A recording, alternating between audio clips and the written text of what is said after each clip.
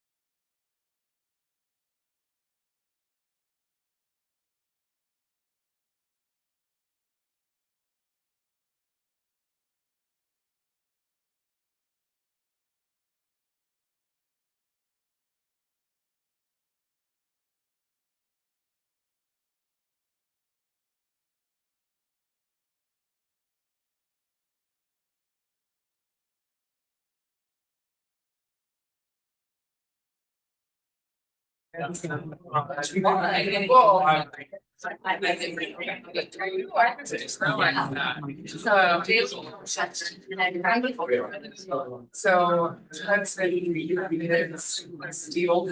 Okay, yeah. Yeah. For that. Oh, it gets. Yeah, they're big. It used to be all. Yeah, yes, and now it's like.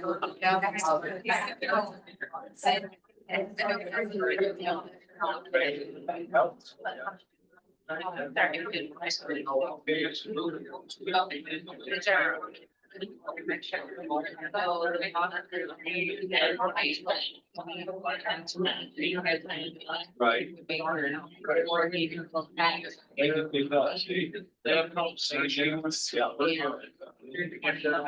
Quiet. Well, I do that.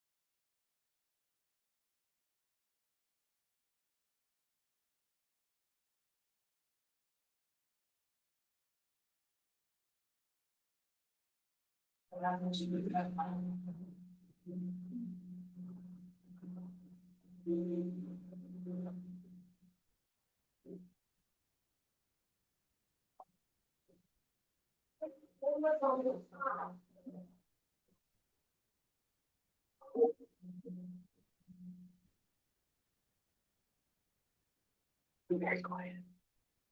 It's always a very long minute. Longest minute ever. Time. All right, we will now call to order the March 9th, 2026 Board of Education regular meeting. Thank you all for attending the regular meeting of the board. I would like to remind you that school board meetings in Nebraska are meetings held in public, not public meetings. And sorry, my mic is, I don't know what's going on here, but it's a little annoying. During the public comment section, the public may address the board on agenda items and other miscellaneous topics. Sheila, can we please get roll call? Jonathan Reed. Cindy O'Connor. Present. Emily Garrett. Present. Angela Blazek. Present. Mitch Wagner. Present. Skip Ballston. Present. Okay, we'll start with our mission statement. North Platte Public Schools is a destination school district and community that embraces innovative opportunities and distinguished programs to create highly competitive advantages for all students, instilling the canteen spirit in an evolving world. The canteen spirit embodies generosity, selflessness, and unwavering support through service, pride, collaboration, and grit. The Nebraska Open Meetings Act legislates the methods by which public meetings are conducted. Information pertaining to this act is posted here in the boardroom. At this time, I would now entertain a motion to approve the publication of the March 9th, 2026 regular meeting of the Board of Education. I'll make a motion to approve the publication of the March 9th, 2026 regular meeting of the Board of Education. Second. Okay. Notices of Board of Education meetings and hearings are placed in the North Platte Telegraph and the North Platte Bulletin. The agenda is available online at nppsd.org 4 days prior to each regular meeting of the North Platte Board of Education. Sheila, can we get roll call on that, please? Cindy O'Connor. Aye. Emily Garrett. Aye. Angela Blazek. Aye. Mitch Wagner. Aye. Skip Ballston. Aye. Aye. Okay, motion passes. At this time, I would now entertain a motion to approve the agenda for the March 9th, 2026 regular meeting of the Board of Education. I'll make a motion to approve the agenda for the March 9th, 2026 regular meeting of the Board of Education. Second. Okay, roll call please, Sheila. Emily Garrett. Aye. Angela Blazek. Aye. Mitch Wagner. Aye. Skip Ballston. Aye. Jonathan Reed. Aye. Cindy O'Connor. Aye. Okay, motion passes. At this time, please rise and join us for the Pledge of Allegiance. Pledge allegiance to the flag of the United States of America and to the republic for which it stands, one nation, under God, indivisible, with liberty and justice for all.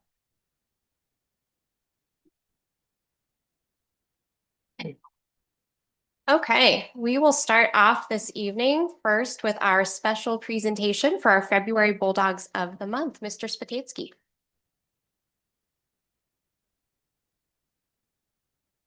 Dr. McDonald, board, we've got two amazing Bulldogs again. These kids are entering their final term of high school and would want to hear from them this evening.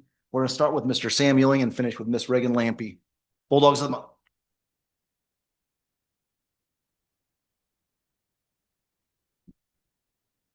Hello, I'm Sam Ewing. I'm joined here today by my parents, Scott and Krista Ewing, my aunt, uncle, and cousin, Greg, Janelle, and Tyson Ewing. And over the last 4 years, I participated in football, basketball, and soccer. And I'm also a member of the National Honor Society. And I've made lots of great memories over the last 4 years. And I'd probably say my all-time favorite memory was last year during soccer season when our bus broke down in Dix, Nebraska, and we were stranded there for a couple hours until a new bus came and picked us up. So that was just something I really remember and enjoyed. And after high school, I plan on going to the University of Nebraska-Lincoln, where I plan on majoring in nursing and hope to become a CRNA. Congratulations.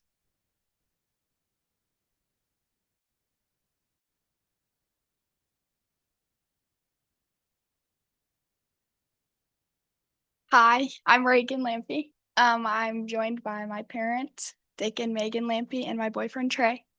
I've participated in cheer, student council, key club, soccer, and Bulldog Productions. My favorite memory from high school has been being a part of our school's podcast, Bulldog Banter, where I'm a host.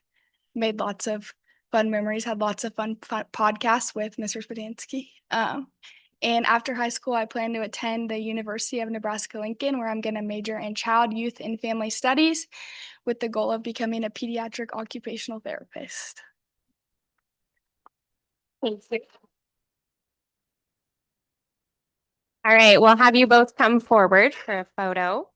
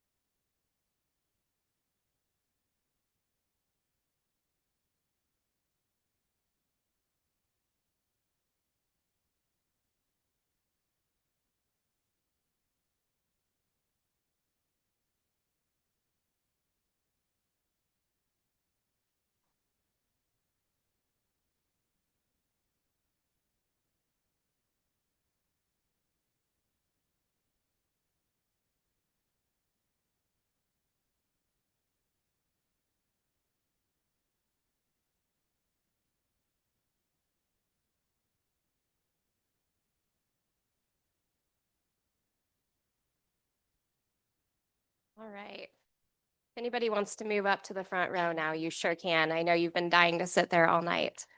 All right, so up next, we have a student spotlight this evening. So we have some students from Buffalo. There we go. And Mrs. Bowman here to tell us a little bit about what they love about preschool. And I am so excited to hear about this.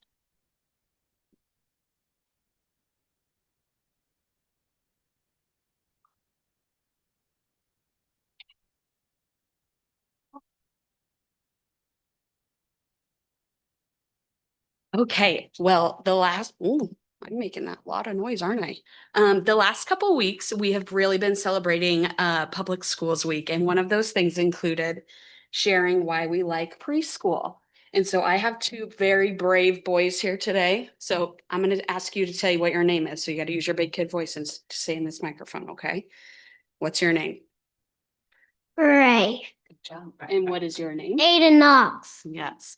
So Aiden Knox and Rafe are here today, and they're going to share why they like preschool. And then we did put together a little video also to share afterwards. So Aiden, I'm going to ask you first. What do you like about preschool? I like making new friends and I love my teachers. Thank you for sharing. Awesome. All right, Rafe, your turn. What do you like about preschool? My teacher and centers and my dad. I love that. Your dad picks you up a lot of the time, so. Yeah, we always know because he's the big guy who gets out of the big truck, huh? Okay, you guys did a great job. Thank you for sharing.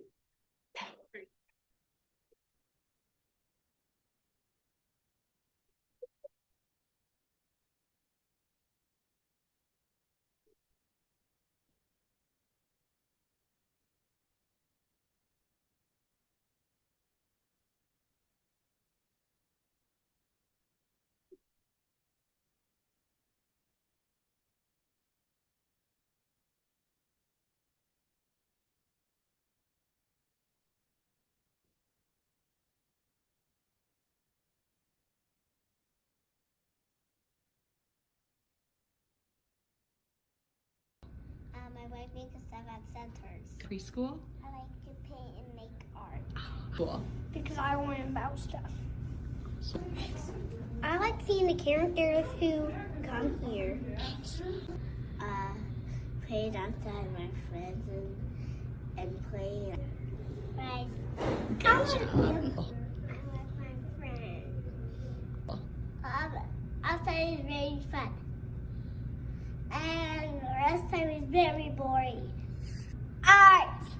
I love making new friends and I love the teachers. And I learn new things. I like going on field trips and I like center and playing as an attic play. School. Do I play? I like the train. I like doing centers. Music and centers. Brent. Can you do it one more time? Who do you like about preschool?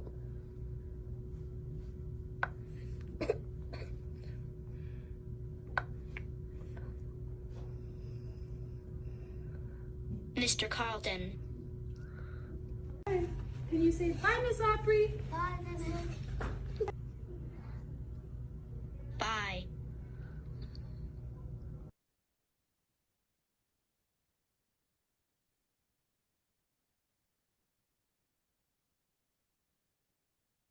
Thank you guys so much. We appreciate you sharing that with us.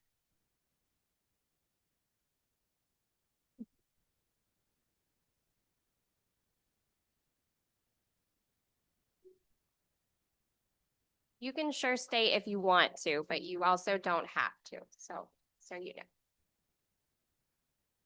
know. All right.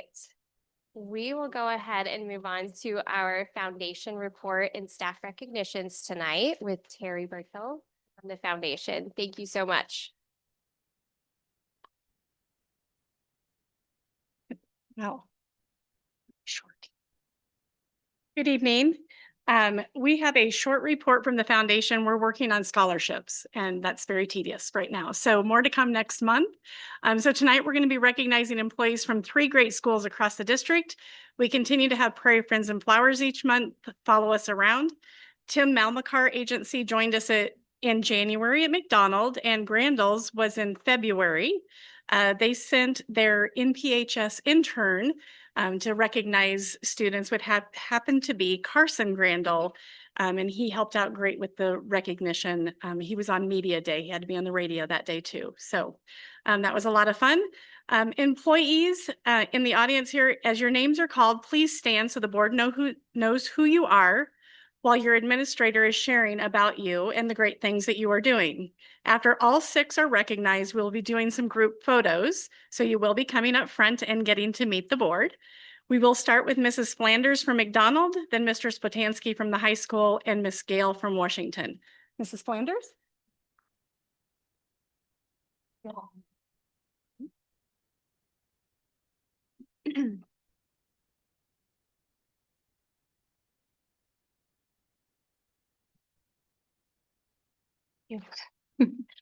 Good evening. It's an honor and a privilege to recognize 2 outstanding staff members at McDonald Elementary. I would like to begin with Braden Courtney.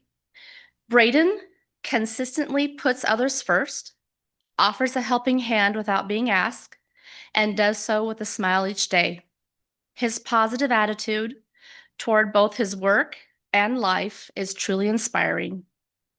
In the elementary gym, Braden makes a real difference in students' lives, helping them improve their skills, build their confidence, and develop a love for physical education. Beyond the elementary level, he impacts secondary students through coaching, where he mentors and motivates them, helping them grow not just athletes, but as individuals. His dedication, enthusiasm, and genuine care leave a lasting impression on students at every level. Students clearly admire him and enjoy being in his classes or on his teams, and the joy he brings to learning and sports is felt throughout McDonald Elementary. Mr. Courtney's commitment and passion make a difference every day, and our school family is grateful for all he does. And next,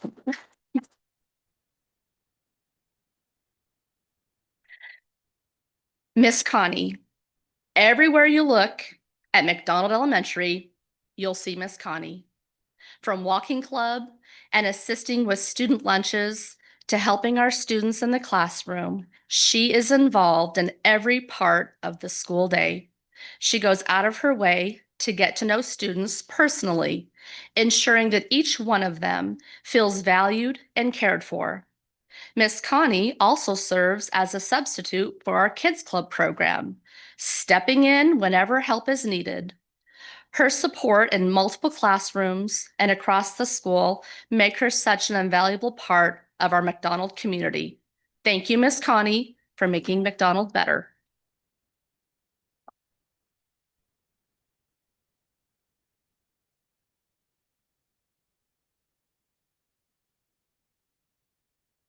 Well, North Platte High School is full of a lot of awesome educators, and tonight we get to recognize two. I'll start off with Teresa Schumacher. Teresa's our North Platte High School counseling secretary, and she's incredibly deserving of being recognized as our classified employee of the month. Teresa is someone who goes above and beyond every day. She comes to work organized, prepared, and ready to help with whatever needs to be done. No matter how busy the counseling office gets, Teresa always greets students, staff, and visitors with kindness and a welcoming smile. She has a kind heart and genuinely cares about the people around her. Teresa is also someone you can count on. She's willing to jump in and help with any big task, small, big, doesn't matter. She does it with a positive attitude. On top of being an extremely hard worker, Teresa brings a great sense of humor into our team and makes the day a little bit better for everyone she works with. She clearly loves her job and the opportunity it gives her to make a positive impact on students. And it shows in the way she treats people and the way she approaches her work. She's an amazing teammate and an important part of what makes NPH such a great place for our staff and students, and we're lucky to have you a part of our Bulldog family. Teresa.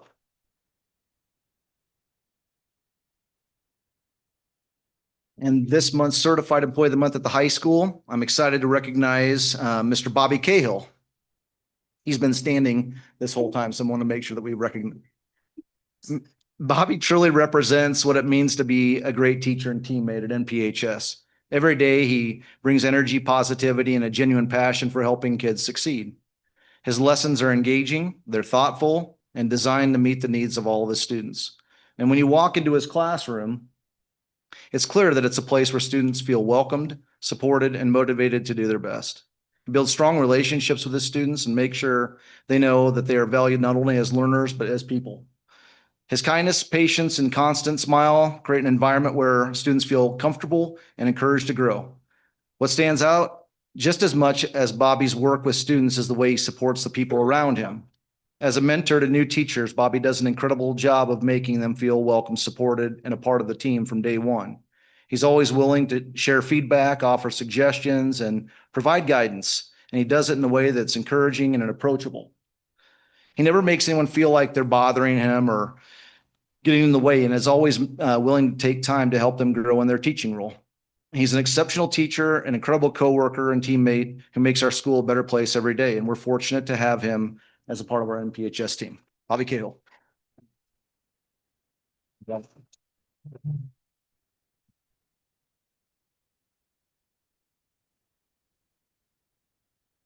Hi. Well, I would like to thank Miss Christy Morrison. Christy joined us this year at North Platte Public Schools as my administrative assistant, and she joined us the first day that we returned. So there was not much formal training for Christy, but she really did just jump right in and quickly learned the ropes. She's become a very essential part of Washington Elementary. Her organizational skills are great. I tell her every day, I'm like, you're every time she says something, I'm like, well, you're so efficient. Well, you're just so efficient. So anyways, her organizational skills and efficiency are hard to compare to. She's always looking for ways to help. She keeps our building running smoothly. She's always ensuring systems are organized and running smoothly. She's got great relationships very quickly with all of the students, the staff, and the families at Washington. She's a self-starter, and whenever there's a need, she's quick to jump in and help. So Miss Christie's even been seen in the lunchroom helping in there as well. So we just appreciate her willingness to jump in at the beginning of the year, and you would never know that she's brand new to our district. So thank you so much.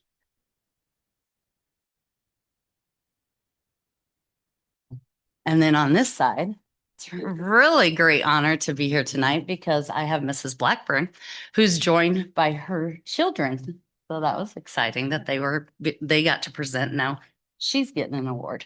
So it is my pleasure to introduce Mrs. Blackburn as the teacher of the month. Mrs. Blackburn is my full-time resource teacher at Washington. And Mrs. Blackburn is a true collaborator. She works closely with all the teachers, the paras, and our special education team. She's also an active member of our school and district guided coalition team. So she makes a positive impact on both the staff and the students in our district.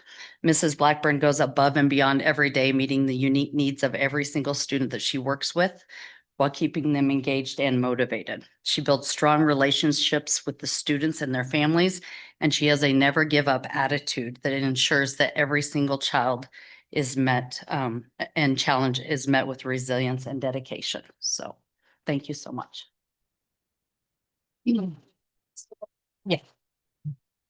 If they could all come forward now. Do a photo.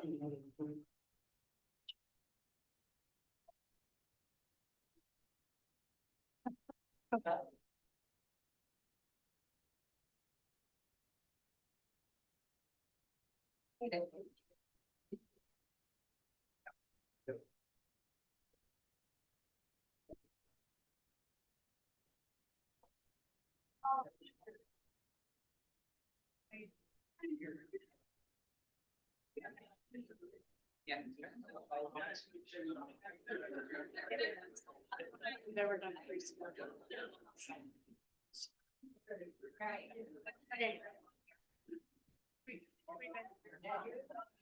Everybody take a step to this way, to the left. Everybody go this way. Center up. There we go. Squeeze together a little bit. There we go. There we go.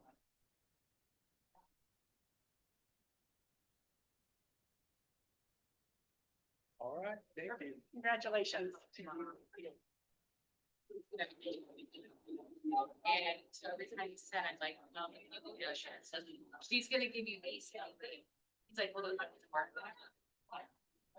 And it's hard. Or if it was just feedback from another. I get that when I say I'm like early. Yeah.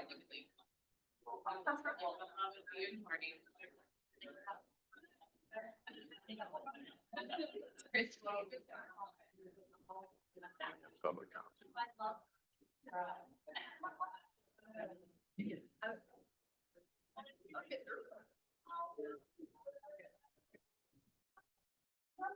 All right, we will go ahead and move on to the public comment portion of tonight's meeting. So public comments or public questions and comments may take place at this time in the agenda. Individuals who want to address the board must complete a guidelines for public comments form with the date, topic addressing, name, address, and the name of any organization you represent, and give it to the board clerk prior to the meeting. Do we have any? Okay, all right. Yeah, I'll read the rest of the spiel. I'd save it if we don't have any. Okay, so when called upon by the presiding officer, the individuals shall proceed to the table, state their name and address.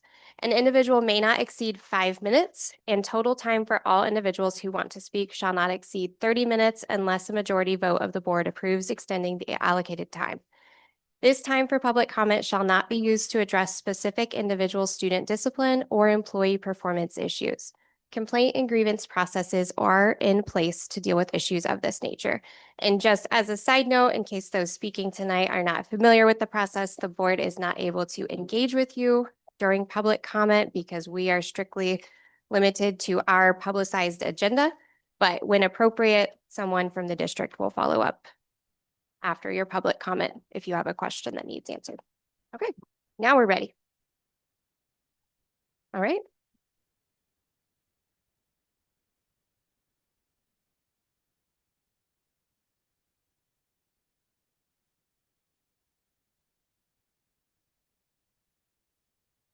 Good evening, President and members of the board. Thank you for allowing members of the community to speak. My name is Kyle Nichols and I live at 2311 Birchwood Road. I'm speaking tonight on behalf of many concerned parents and residents of the district. I'm here because I deeply care where we're headed and how we choose to get there. You're approaching a decision about an intern superintendent, and I want to speak plainly about that process. I believe process is trust, and trust is the foundation of every strong school system. I've heard it suggested that due to the current climate in our district, administrators or other stakeholders should not be included in this decision, and I respectfully disagree. You do not strengthen leadership by closing the circle. You strengthen it by listening. The administrators and district leaders are not a threat to good leadership. They are a source of knowledge. They see what we do not see, and they also live with the consequences of these decisions long after these board meetings end. No one is asking you to give up your authority. We're asking you to use it wisely, build a process that is transparent, gather input in a structured way, and let the community see that you're deciding with clarity and not convenience. There is also the bigger question, not just who leads us for the moment, but who leads us for the years to come. Over the next few months, there's a real possibility that 1/3 and maybe even 1/2 of the board will change. That will be left up to the will of the voters, and it should bring a special kind of humility to the decisions made in that window. An intern superintendent should steady the ship, restore confidence, and keep the district moving forward. But selecting a permanent superintendent is a long-term decision with long-term consequences. It shapes culture, hiring, discipline, achievement, and morale for years to come. If it was ever a decision that should reflect broad community confidence in a board that represents the next term, it should be that one. Tonight, I'm asking you to just do two things. Choose an intern superintendent who can stabilize the district, rebuild trust, and keep progress moving, and delay the hire of a permanent superintendent until the newly elected board is seated.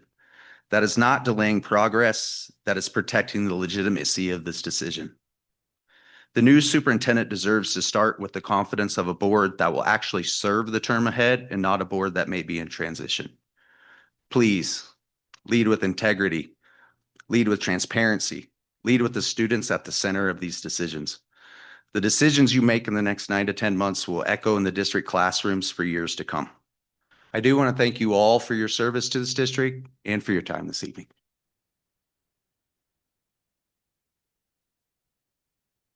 Thank you.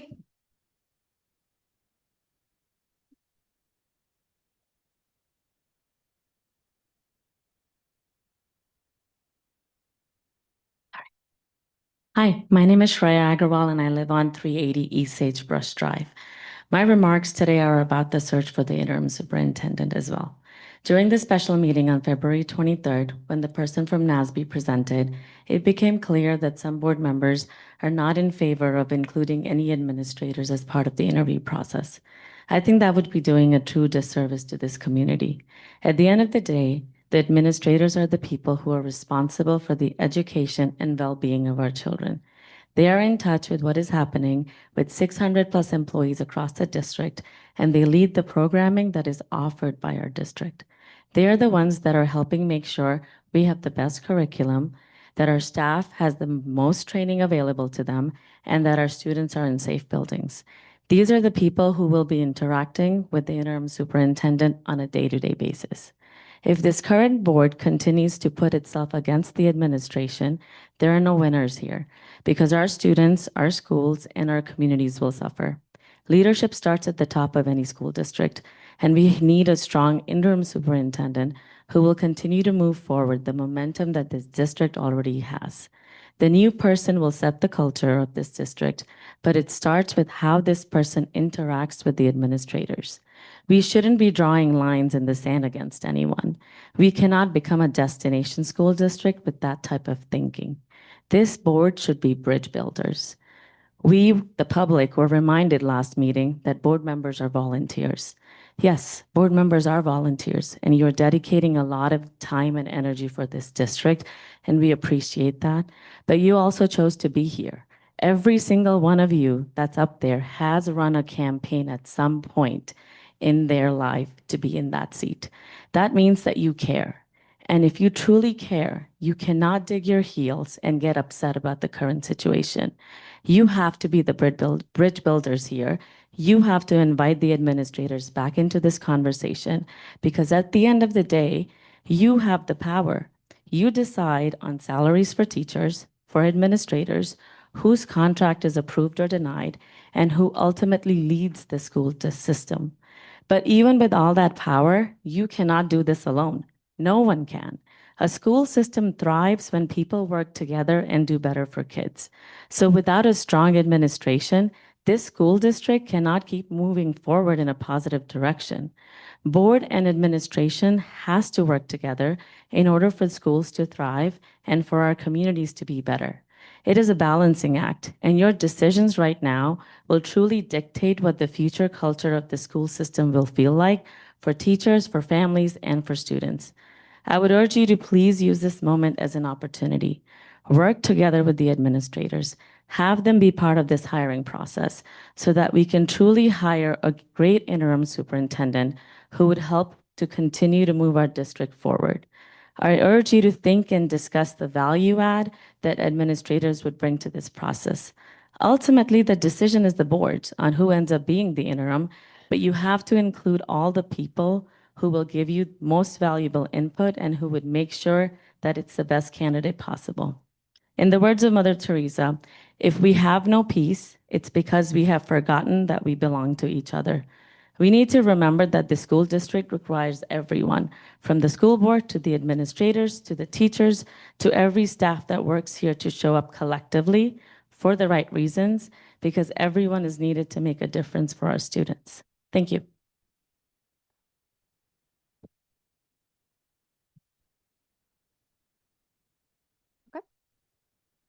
Is that it, Sheila? Okay, thank you. All right, we will move on to our consent agenda now. A consent agenda, also known by Robert's Rules of Order as a consent calendar, groups routine meeting discussion points into a single agenda item. In so doing, the grouped items, excuse me, getting over a cold, can be approved in one action rather than through the filing of multiple motions. Documentation concerning these items has been provided to all board members and the public in advance to assure an extensive and thorough review. Items may be removed from the consent agenda at the request of any board member. So at this time, I would call for a motion to approve the consent agenda as presented.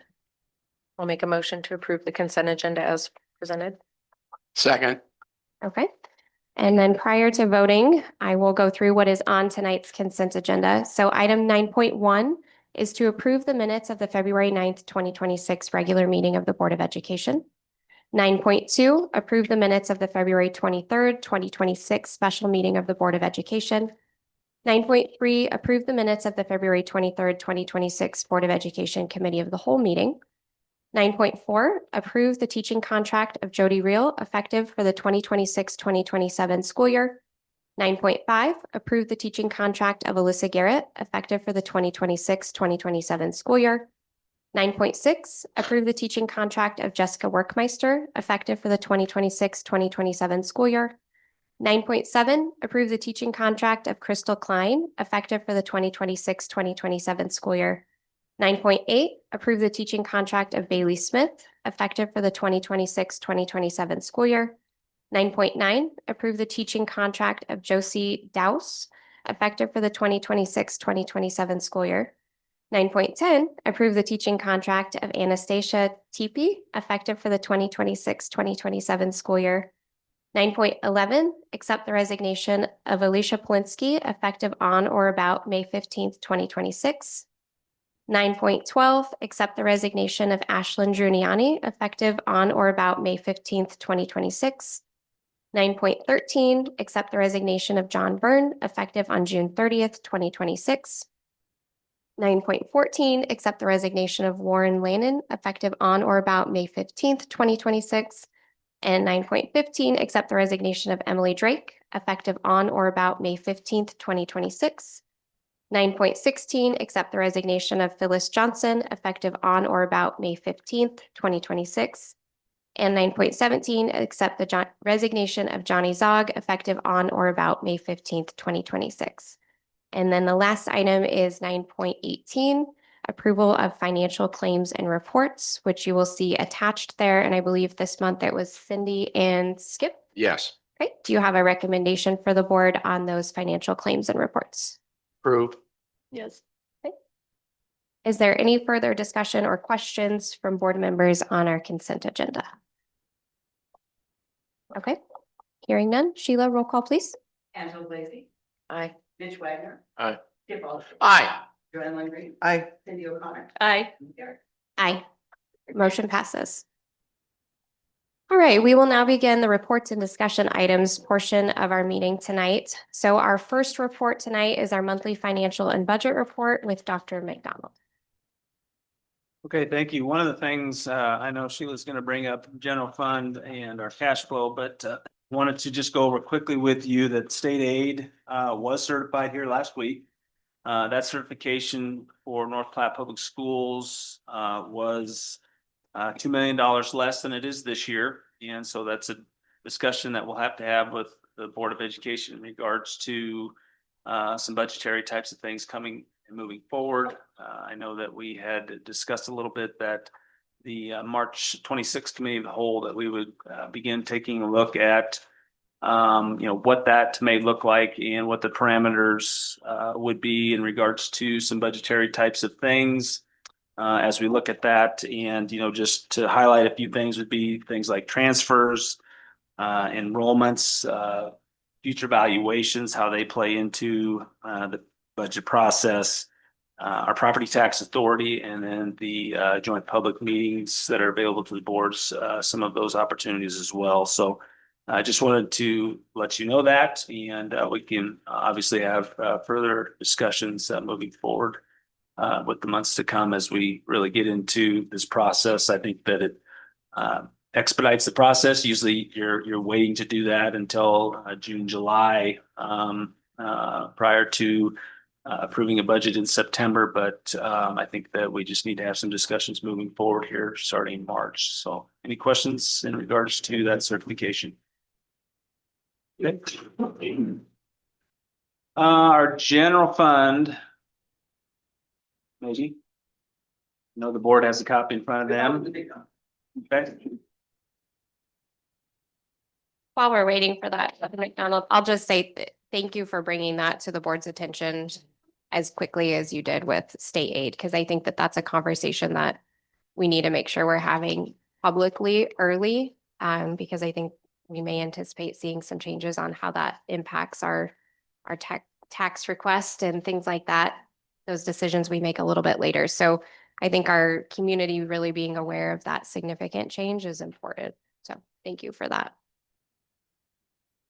Okay, very good. We have the monthly financial report is up. So just wanted to let you know, as you look at that report, again, in February, our receipts totaled $2,994,464.56. Expenditures stayed on average of $4,256,381.81. If you look clear to the right, you can see the split between payroll and payables. And then down to the bottom is your monthly averages between the two there. Cash on hand currently is a negative $2,395,447.37. Again, there's a line of credit that was drawn in December, and that is still active. We have some larger receipt months coming in March, April, and May. And then we'll begin to offset some of those costs at that particular point in time. We are continuing to utilize our other funds to borrow from, or interfund borrowing that offsets this currently with our depreciation, special building, qualified capital purpose undertaking, to name a few. But the good news is for February, we're currently 5.8% under budget. And so with that precedent being set, and if we can continue that line moving forward, we're hoping to start the year with a positive balance for the 26-27 year, which would impact some of the budget that we're going to be talking about at the committee of the whole as well. So any questions in regards to, I had talked to, actually Ty Lucas had reached out from Nebraska Land. We do have some funds in there. We could start drawing down from that line of credit, which would help some of the interest payments that we're currently utilizing each day. But obviously we're waiting till all the claims are approved and move that process forward. And then hopefully we'll see some of those larger receipts come in and be able to pay that down and get that off the books. So, okay. The cash flow, reports, again, you can see the general fund there, the beginning cash, revenues, expenditures, and ending cash balance, what we just talked about, the depreciation, employee benefit activity fund, school lunch, bond, special building, qualified capital purpose, undertaking cooperative fund. You can see the totals at the bottom there for the beginning cash balance at the bank, revenues, and then expenditures as they wrap out. Now, the revenues and expenditures at the bottom, that does not include your general fund. So just make that note there that looks a little funny there compared to the top line there. But your ending cash there is currently what we have available at this particular point in time, moving forward, all funds.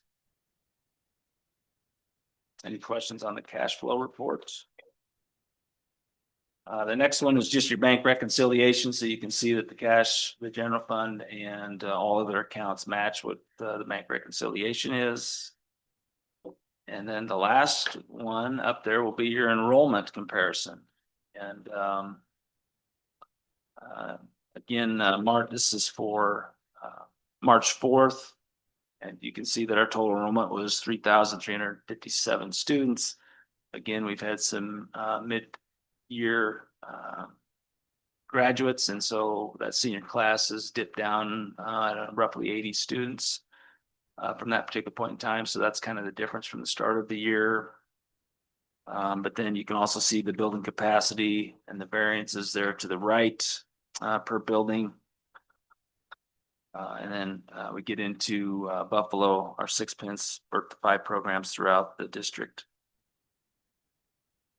And so our grand total there for everybody currently is 3,595 students.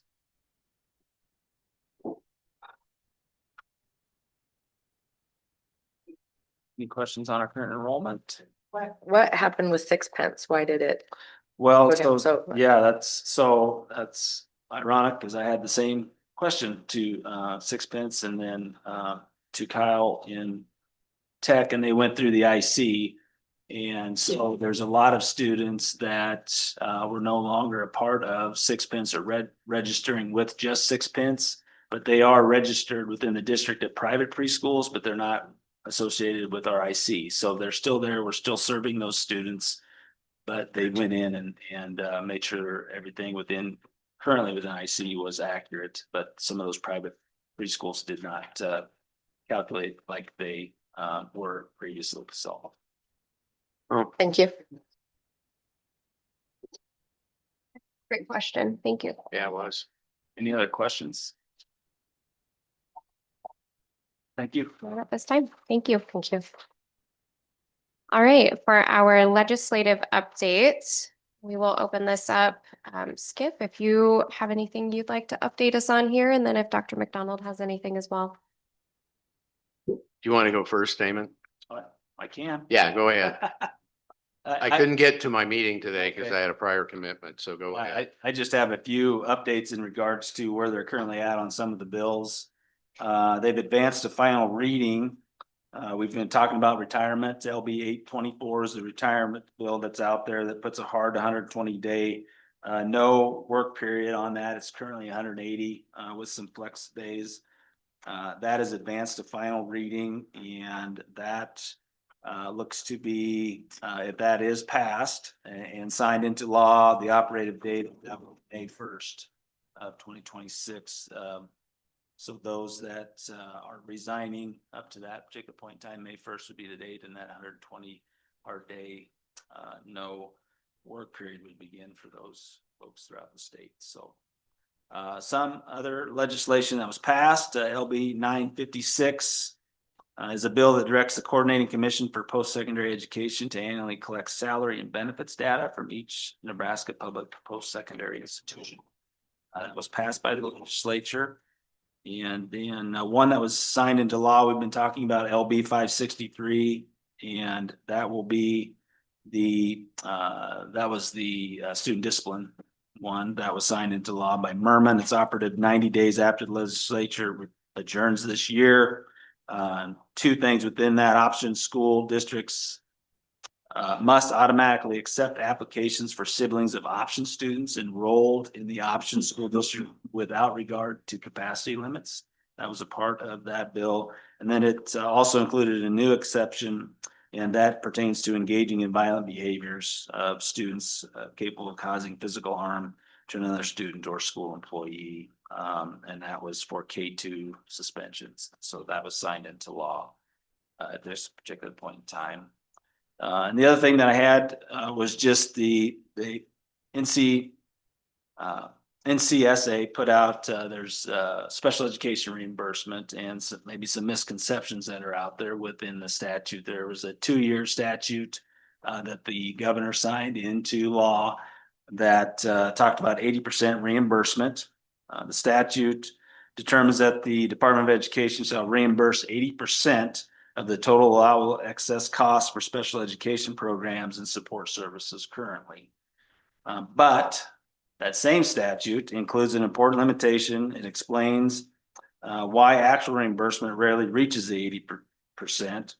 And it says that if funds appropriated from the general fund and now the Education Future Fund are insufficient to reimburse the full 80% of allowable excess cost, the department must distribute the available funds on a pro rata basis at the maximum rate the appropriations will allow, which means that the statute promises up to 80% reimbursement, but only to the extent that the legislature actually appropriates enough funding to reach that level. So if the appropriations fall short, every district's reimbursement is reduced proportionately. So guess what? Section 56 of the budget bill lowers the amount of state appropriations for special education cost reimbursement. The original state budget passed in 25 provided $235,724,424 in general funds and $309,839,863 in cash funds for the year 26-27 for special education reimbursement. However, the legislation has now reduced the amount of cash funds from the Appropriations Committee to $291,390,830. So it will be reduced by $18,449,033 for appropriation. So it's not quite going to get to that 80% reimbursement. So that's kind of what we've been told. And we've also been told that that's the potential moving forward into the future. So that's the good news I have. Well, I knew. That's why I let you go. Also, one of the other ones that was signed was LB 384. And this is about the pink postcard bill. And originally it was in it that if you had to appear at that, every voting member of your board had to be there.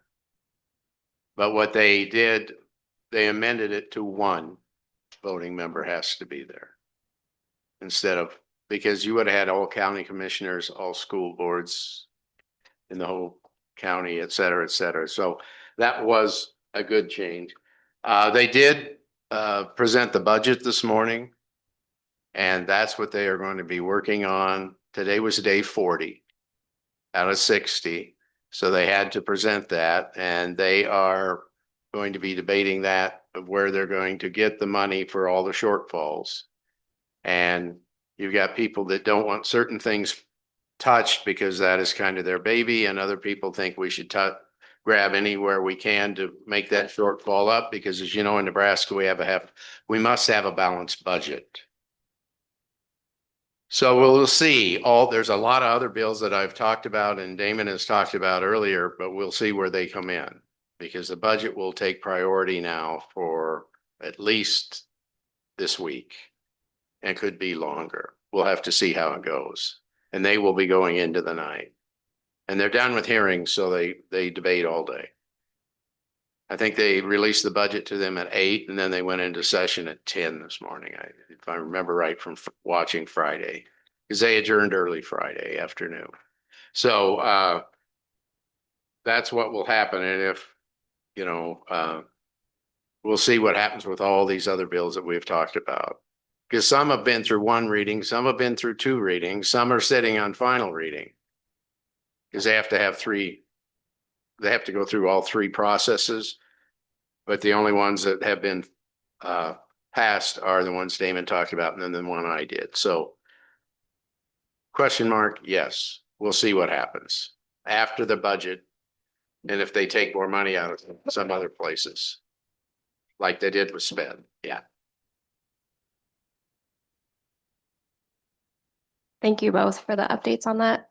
Board, are there any questions or additional comments that you would like to add to our legislative update for this evening? I've had a lot of questions just from community members on the bill about the suspensions of kindergarten through second grade students. And so I'm glad that you mentioned that one because I think there's a lot of confusion about what that means, but really it's just undoing what was done not all that long ago. Yeah, like 2 years. Yeah. So it really isn't a huge change that's happening. It's undoing the huge change that happened. I think it was 2 years ago. That sounds right. And my understanding is that that change is coming because there have been enough schools that have expressed some concerns about the initial change and not being able to suspend students who were really potentially being a danger to themselves and other students. So yeah, I'm glad that you brought that up because I have had a number of text messages and phone calls about wondering what that means. So, okay. We will then, if there's nothing more on our legislative update, go on to our next discussion item, which is surrounding a new policy creation. So this policy would be numbered 2018.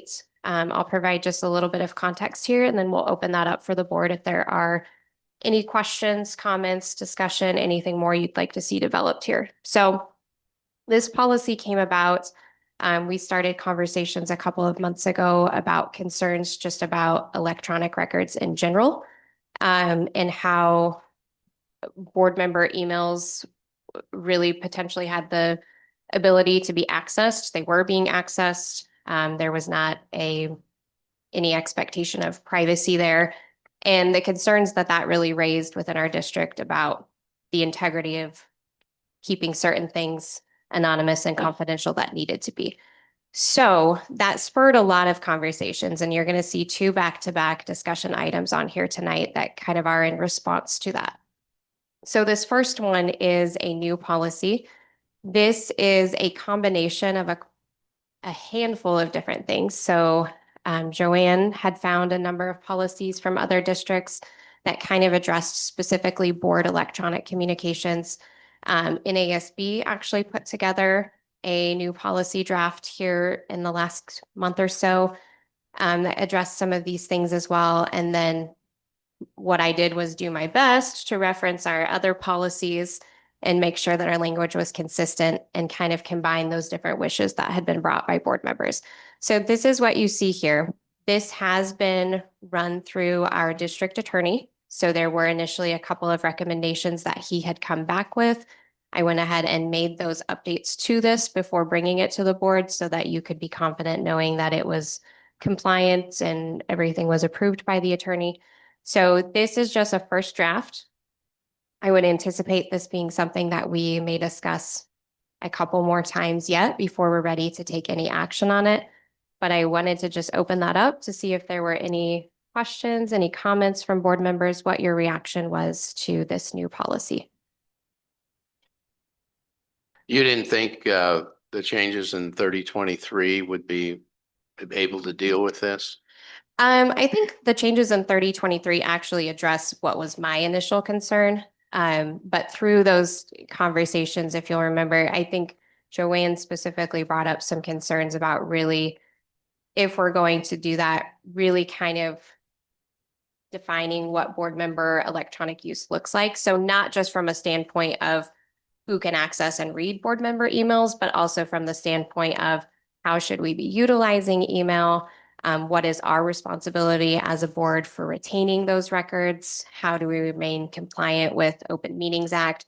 And so rather than trying to hodgepodge all of those things in a variety of policies, the recommendation was just to create a board electronic communications policy. So really recognizing that our use of district email is different than a staff member's use of district email.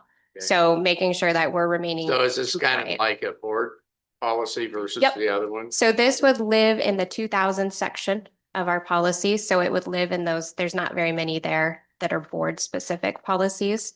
And then I would say moving forward, if the board decides to do something like a board handbook, for example, these are the types of policies that would live in there versus how our staff has a staff handbook. So the idea is really to, if you have a new board member coming in, especially that's like, what do I do here? This really spells out, this is how you use your email. This is what you can use it for. This is how you should not use it. These are the expectations of, how you maintain your email and hold on to those records, all of those things. But it also does communicate in here, I think adequately, that board member emails are different than staff. And so there is a little bit different expectation on who should access them. And Joanne did you have part in this? Okay. She Yeah, sent over lots of. I can honestly say I'm really, with us getting this Thursday and I was really busy, except for Sunday. I did read it and I just wondered where it came from really. And you explained that. It'll have to be, as far as for me, I will have to go through it and look at it stronger. But I think Joanne had mentioned one time, maybe it was just to me that there should be some separation between board and employees. And I thought, yeah, so this is we're progressing with this. Okay. Yeah, All that right. that was one of the issues I think with our other policy before, is that it didn't really clearly delineate the board from staff. And so this helps do that. Okay. All right. I think you're right. It'll be something that we will have to look at and digest and so Well, and you forth. always have to think, and I mean, obviously my time on the board is growing shorter, so what does. Well, I don't think will take us till December to do it, Joanne. Well, I know, but I hope not. like for, future boards, and so it's not specific to this board, it's Oh, I making know, sure yeah. that, that we're helping people moving forward, so. So, yeah, I've been out of town for a while now, but I read through this quite a few times and I really appreciate how detailed it is. It does go back and reference that 3023 in it also, which I thought was good. When I came on the board, you think a board member does a certain things and then you realize they don't. So I thought this was really good, especially with the electronic communications, because some of the things I didn't realize until after being on a year or two, because I wasn't onboarded. So I thought this was great.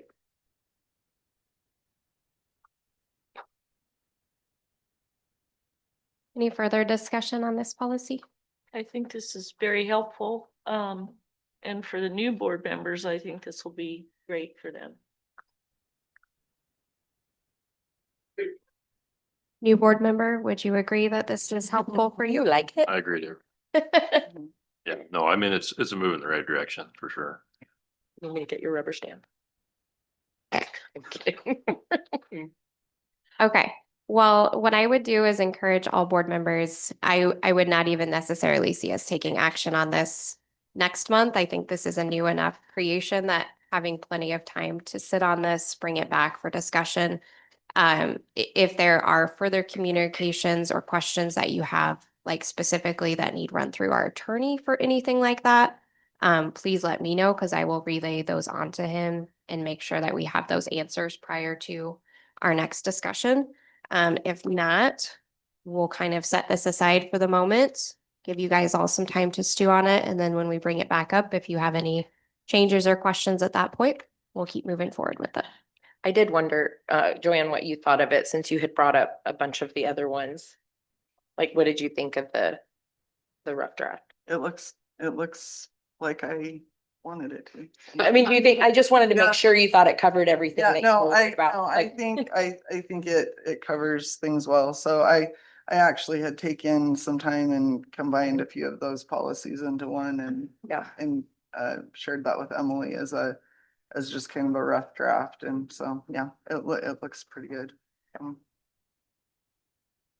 Okay. Well, we'll come back to this in the future. Until then, we will move on now to the drafted version of policy 3023.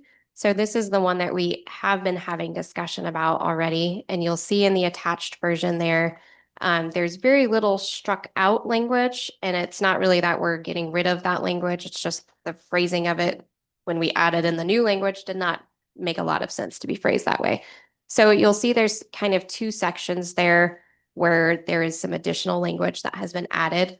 And basically, the language here is not intended to be super specific or tie the hands of our staff in any way. It's actually just to kind of clean up some questions. And then the idea here you'll see referenced is that there would be an actual procedures document that would probably be maintained by our technology department and would become part of our annual review of handbooks. So that would be something that our staff would be aware of, in the instance that. That parts of this would go into the handbook. So the handbook would be, if you'll remember, and I apologize because you've been sent a lot of sample documents in the last couple of months, but there was a series of documents that Mr. Tegmeyer in our technology department had provided from other schools that kind of have almost like an administrative guidelines of procedures. They all called it a variety of things, but those documents get very specific and spell out like we use electronic records access for these 5 reasons. If it's a subpoena for a court case, this is the person that has to approve it. This, you know what I mean? It goes through very specifically. And Joanne and I had the opportunity to have a meeting with Brian and look through some of those things. And I felt like when we walked out of that does not belong in policy. That's not policy level decision making. Our policy needs to kind of create the parameters of how we use this technology, and then our staff that actually is using it on a day-to-day basis are the ones that need to determine what actually makes sense for the processes. So that's what this language really does. Now we do kind of limit in here, like vault access isn't used just for the purpose of surveilling our staff. So I think there does need to be a clear line that whether it's a staff member, a student, or a board member, Vault should not be used just to be snooping through people's emails. It should be used as a reaction to a specific situation. So whether it's a public records request, whether it has something to do with litigation, suspicion of misconduct, all of those things, there should be a clear, concise reason, and it should be documented why it's accessed. Otherwise, you really open up the door for concerns about somebody having the ability to just read anyone's email at any time just because they want to. So that is the intent there. And then similarly, in the next section that is highlighted, you'll see that there's basically some similar language in there that's added in regards to our security camera footage. So there were some concerns that I had heard after we started these discussions about the ability to essentially do the same thing using security cameras and the ability to just watch somebody basically from a surveillance perspective, waiting for them to do something wrong rather than in reaction to a situation. And so just spelling out being consistent across the board so that when we do create that procedures document, there are some clear parameters of this is when it's appropriate to use, this is when it's not. And within that, let's figure out the steps that we need. So those are the 2 changes you'll see there. These have also both gone through Bobby at KSB, and he and I bounced a few emails back and forth on these with his recommendations. And then the recommendation as far as who would maintain those procedures, that discussion came up at our executive meeting last week when we set the agenda and really talking about like where that should be owned, what the process of review should look like. And at that time, we felt like being consistent with the district's handbook was probably the best way to review those things. So I've had a couple of things brought to my attention that I guess either I was unaware of or just didn't really think about. One of those being with the security camera. So one of the things that I was told is that because these security cameras are surveilling public spaces, that there's really no expectation of privacy. And so for us to be limiting who has access to those may not be good policy.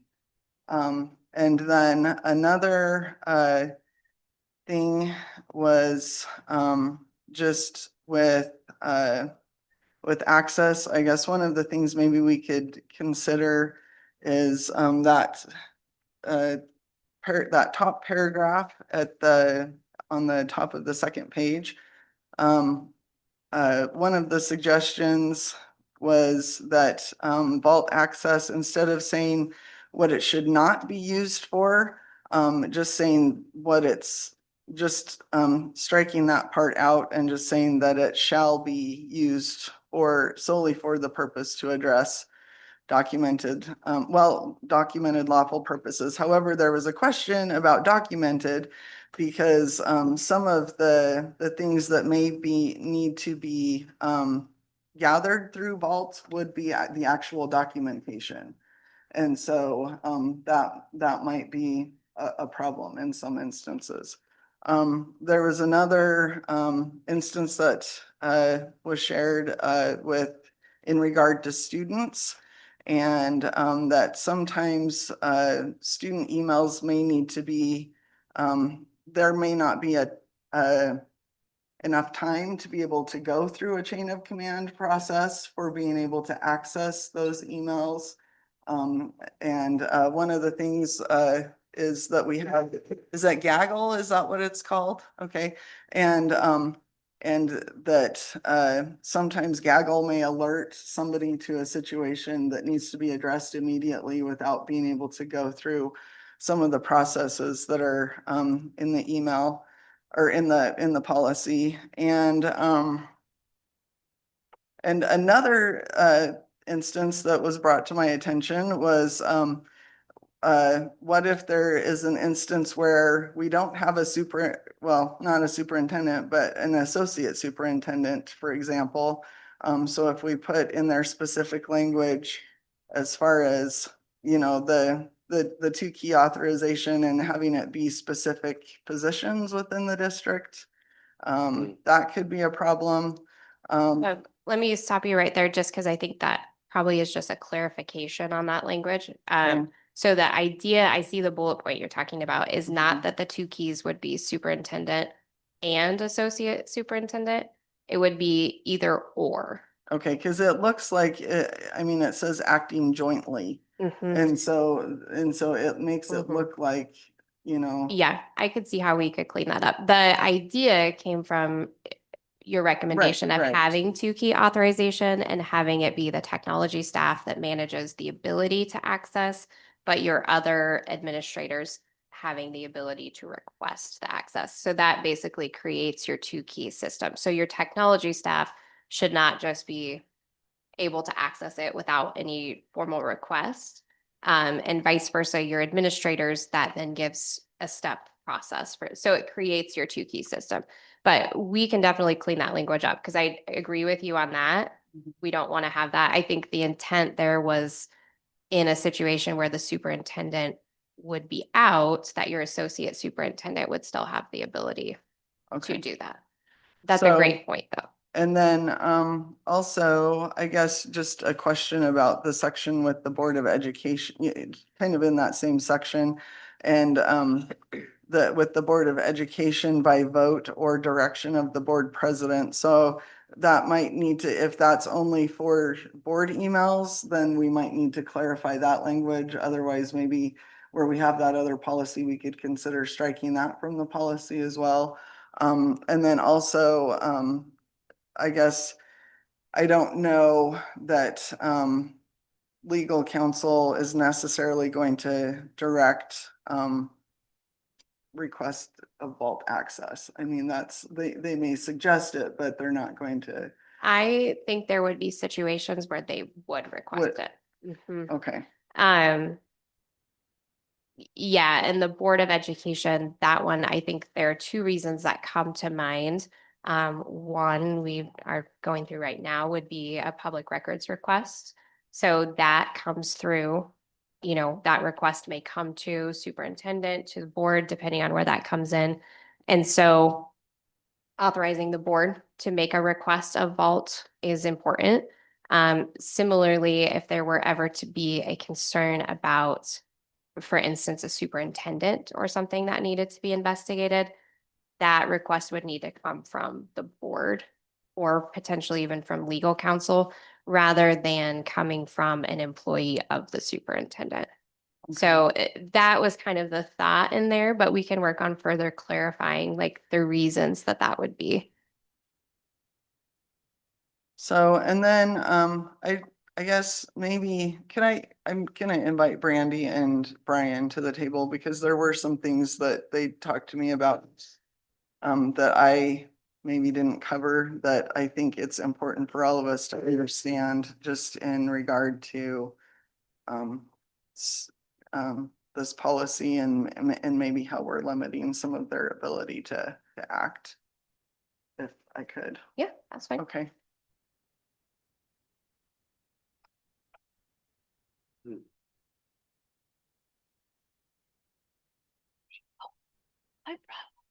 Okay.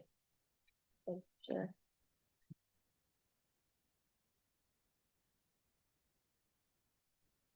So I know that there's situations that both of you deal with that we really don't have a lot of knowledge about the way that that works. And so maybe if you could share, I know there was some concern about pulling emails and who gets to go to court and how that is handled as far as giving testimony and some different things with video footage. So if you guys wouldn't mind sharing some of your thoughts. Sure. Want me to jump in? Well, You got it. I'll start on one thing with the student vault records. Just to tag onto that, what you were talking about earlier was that, we have gaggle monitoring, and at times there might be something flagged that requires a timely response, and that those messages are going to typically the principal in that building or the assistant principal. And so I would say that would be having the approval from a principal in those cases, I think would be appropriate.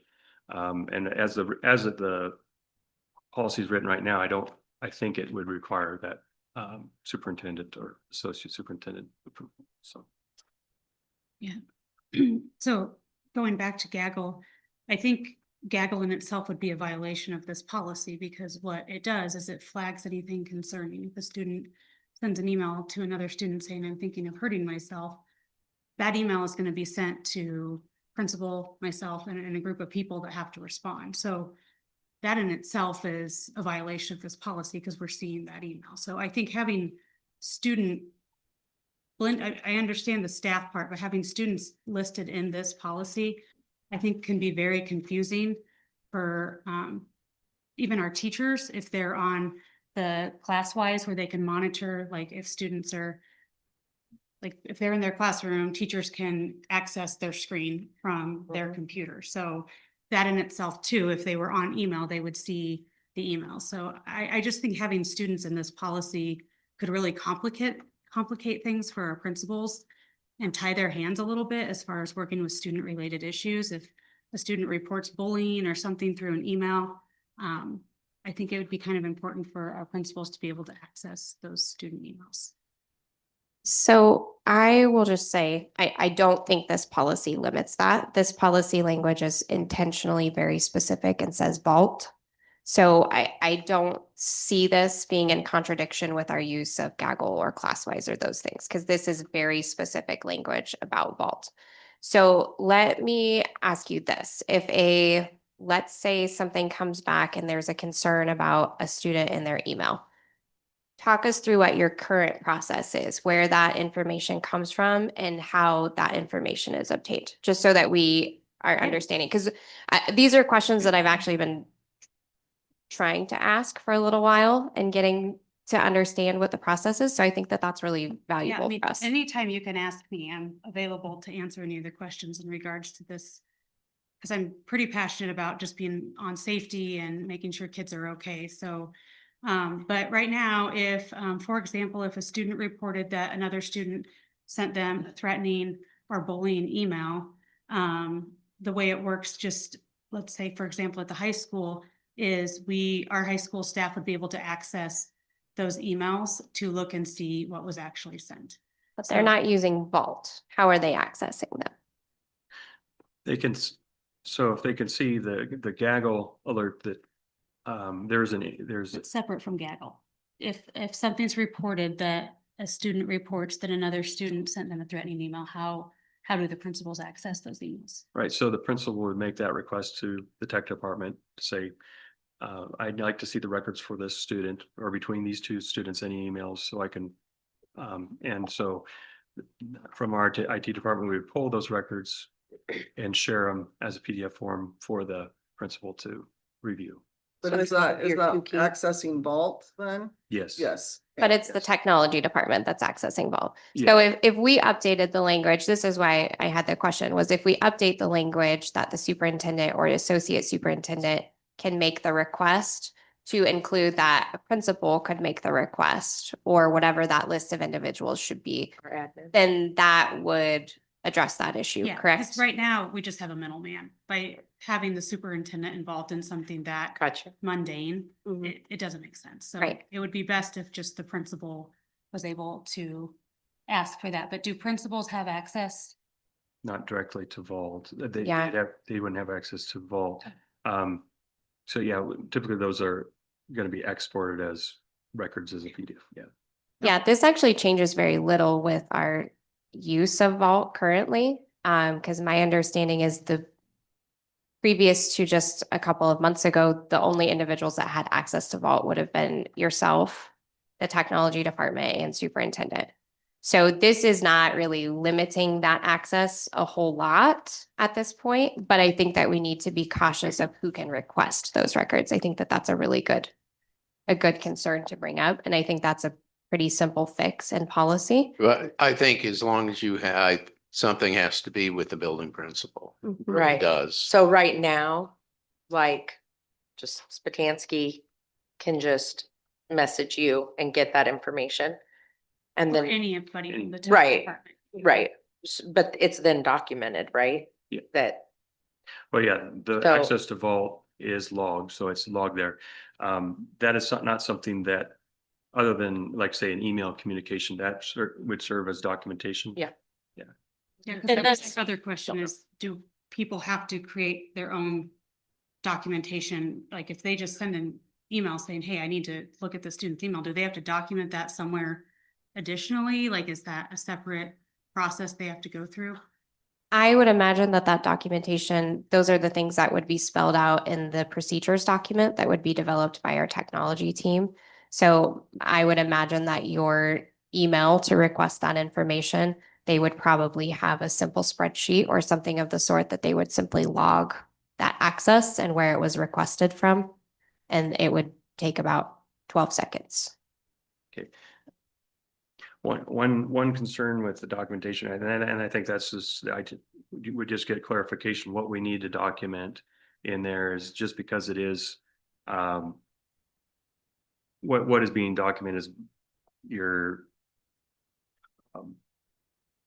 could be, basically it's very confidential. And so it's representing an inquiry into misconduct or perhaps unlawfulness that, we'll just have to make sure that how that's documented is just minimal information of, this is the person, this is the date, time, what we're looking for. So, but I would, yeah, I guess as we develop those policies, I'll work with the other directors to make sure what that looks like. Yeah, that was one thing that, and I'm trying to find it in here now, but it said who's requesting, what it was in pertaining to, and then like who the person was. And I think that was just one of the things we had discussed, is sometimes that can get pretty confidential. So if that had to be documented somewhere separately, we were concerned that that would become a record and that that could be shared, and maybe you're looking into something and nothing happened. Right. But then you've got, we're looking into this staff member for doing something that could sound really bad, but then when you looked into it, it didn't happen. So that was our concern, is having this separate documentation of something that if you just saw it alone would look like the staff member did something when they really didn't. It was just a process. So that's what we were just worried about, is where that would be documented and who would have access to see that and how specific that documentation would look. Mhm. No, I think those are all really good questions. I think, so it lists date, scope, purpose, authorizing individual, and personnel involved. So I view scope, like Vault has different ways that you can access. So you could, scope to me would be like defining the parameters of what you're searching for. So are you searching through Drive documents? Are you searching through emails? Are you searching through emails for the last 10 years? Are you searching for emails in the last 2 weeks? Putting some type of this was our parameter.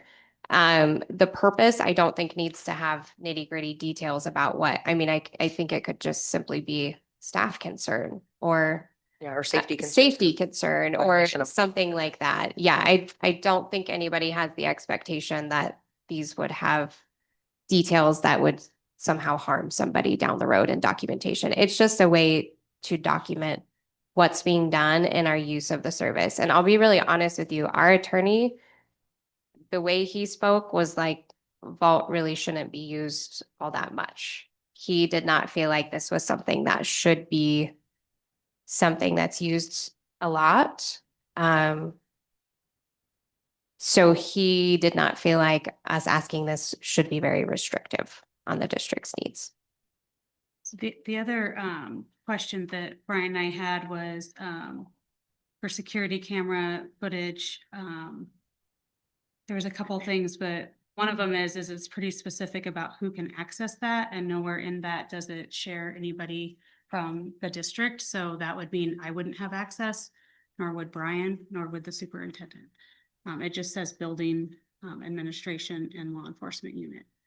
It does say building administrators or designees, which I guess in my opinion would probably cover other administrators depending on the situation. Was the choice of that language, but we can certainly look at updating some language there. I think I would feel better if maybe building was out of there and it just said administrators, or something that kind of opened it up for if you were not at a school, but for us, like quite often, like people will call Brian and I to pull something if they don't have time or they're busy or save something. But the way it reads right now, I feel like it does not include certain people specifically, like Brian's staff as well. Yeah, and also, facilities director would access for looking at vandalism or different things. So I'd say, yeah, I agree with Brandy that maybe just administrators And designees then. and designees, yeah. Yeah, we can look at making those changes. Thank you for that suggestion. And the other thing we just kind of discussed was, again, anytime we pull so you're right, the vault does not get used very often. I mean, I think subpoenas is one of the things, and we do get subpoenas. I mean, I don't know, 4 or 5 times a year, we'll get a subpoena request where they will ask for all in any emails. So that would be a cause, but cameras are used a lot. And it's not to spy on staff. It's because we get a report of something and we have to look into it, whether somebody gets accused of something, something happens outside of a building. Sometimes it's the community. Lots of our cameras show the street. So we can get a call from law enforcement saying, hey, there was an accident here the other night. Can you guys pull that footage to see if you see anything? So that happens pretty regularly. And so that was our other issue of keeping a log of the scope and all of that, like where that would be stored. And yeah, I mean, I feel like, again, the vault is one thing, but our cameras, we're on our cameras a lot, like just the nature of. So how many times a day or a week would you say that you are needing to access security cameras based on a concern that's brought to you? I have cameras up a lot in my office on real time, just for safety's sake. Like lots of times I'll just have the outside of a building's cameras on my TV in my office, just especially if we have a concern of a parent or somebody saying someone might come to the building or something that could be a safety concern, I'll have that exterior view just on my TV during the day. From But- here in McKinley? Yes. And a lot of the buildings have that in the building too, right? I know, the elementary school where my children attended, at one time, they don't anymore, but at one time they had a big TV up on the wall that had multiple views, you know, of the playground and Right. hallways. and That'll, different things, that'll so- show the live views of Mhm. what's going on. And then the searching though, I'd say, yeah, say at the high school, there's incidents that'll happen with, say the vape detectors will go off and they need to review who is coming out of the bathroom. Those kind of incidents are every day. Yeah. And a lot of time, quite a few times a day, they'll be in cameras. So. Sure. Yeah, I think at the building level, that makes a lot of sense to me. I don't know that I think it makes a lot of sense to be surveilling footage from another building, to be honest with you. To me, I would see that need as being more reactive to a situation.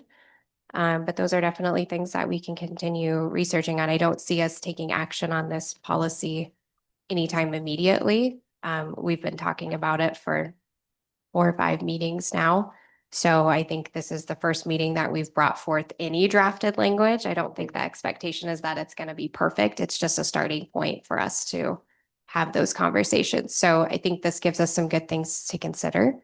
Well, and one thing I making those think changes. with Mrs. Busher, accessing surveillance, sometimes it's in support of a building, you know, it's not just that she's watching people just because she wants to watch people, but she's been asked to do that in support of, you know, the principal or whatever, so. Sure. You know, one of the things we have to think, we can't make these people's job harder. Right. Or interfere with what they are doing. And if we get really prescriptive on this, that could very, very easily happen, and it would be tragic if then something happened because they had to go through a process to do these things. Or there's things that our principals or other staff are getting support.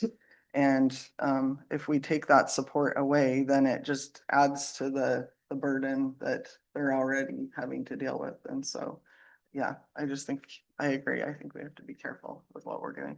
And like you said, this, you know, this is a discussion item. We're not taking action. Yep. And so it's good to have these discussions early though, because then we can hopefully find a way to make it work and everybody can hopefully be happy with it. So. Well, is this something too, we might need to visit with the principals? How they feel about I this, think that might be a good idea to have an understanding of their processes. what their of- process is? I'd I, like to- I do think a lot of that would be spelled out, not specifically in the policy level. Like, I think our policy needs to be broad enough that those really specific situations are outlined more in the procedures document, which the board, I don't think that that's our place to be developing that and making those decisions. But I think that that could all happen collaboratively. I think the procedures document could be started this spring and we could kind of see how that goes. And the beautiful thing about being a board and having policy is if something isn't working, it's our prerogative to bring that policy back at any point and make any changes that we need to better fit the needs of our district. So it's not like something is etched in stone forever. And if there's a problem with it that we can't change it, I think that's really important for us to recognize. So not that I am advocating for us doing anything on this soon. I am not. We've had blank spaces in this policy for the last several discussions. So we needed to put something in there to start. And we'll continue tweaking it and editing it and going from there. So, Well, and I do understand the frustration of documenting things, but at the same time, with everything that we've actually been going through the last few months, documentation is key. And so I do think that this is an ever-changing world and documentation is key. And so we need to make sure that that is there just for the protection of everybody that is accessing this stuff.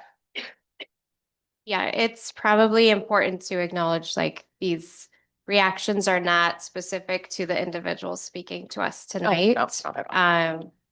But they are reactions to real situations that have happened. So we wouldn't probably be having this conversation if there wasn't actually a real sincere concern about things that had happened. So it's unfortunate that the individuals at that table, I recognize that it wasn't you that we have a concern about, but that doesn't change the need that we still have to address the concern. So I do appreciate you guys' willingness to share with us. Yeah, thank you. That gives us some good things to think about.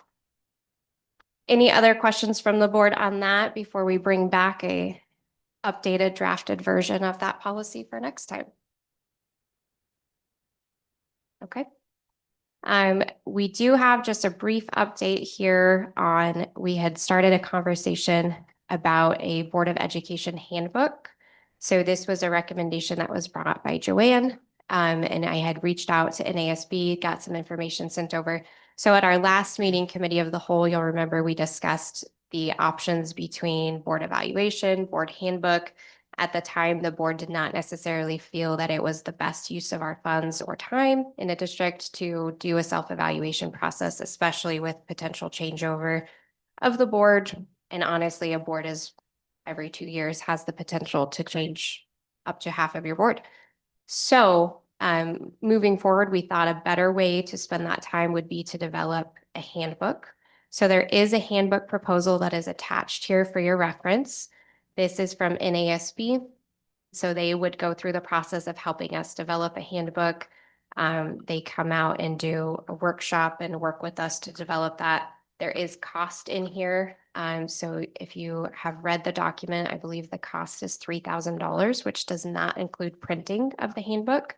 So that is something that the board definitely needs to keep in mind. I think it's maybe a good thing for us to consider doing, but I don't know if right now is the right time to do something with that price point attached to it. So I had told you I would get the information. I am bringing that to you, and I would welcome if there's any additional information we feel we need as a board or any questions or ideas you have, I would love to hear those. A couple of years ago, I went to the NASB state conference and there was a presentation by, I don't want to say her name wrong, Larry Ann Polk. And she was with the ESU 7, I think. She's no longer with them, but I did reach out to her this last week and she got me in touch with the lady who is there now, and she sent me their handbook. I forwarded it on to you just this afternoon when I got it. So that was very thorough and I loved how that was set up. In fact, I had brought that back and presented it as an idea, not to the board, to the superintendent at the time. And we just decided not to do it, I guess. So, but it was so thorough on just even the districts and the wards that we're in and different things. It was really good. So I did forward you on what their current one is. I don't have a copy of that old one from a couple of years ago, but that was really good. I loved how they did that. And I'm guessing since she presented at NASB, you guys probably set that one up with her. Oh my God. I'm like, I don't know, but it was phenomenal. So it was very helpful. And I thought that would be amazing because that was a lot of information that I would have appreciated when I came onto the board. Again, this is something that we need to look at, and I scanned it. I did not have a chance to look at it. I will keep this, and then later this week, I will do that. But I think, I don't disagree that we need a handbook. I said that, I believe at the committee of the whole. But again, it's something I think we need to also make sure is very specific to us. Yeah. And so again, it'll be discussion items that we will have. And again, this one, it can also change over time.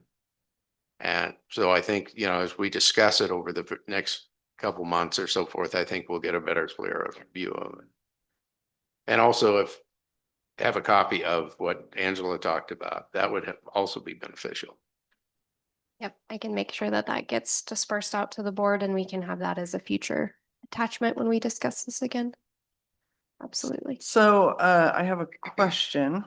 My question is, would NASB have to do the printing, or is that something we could have done here locally?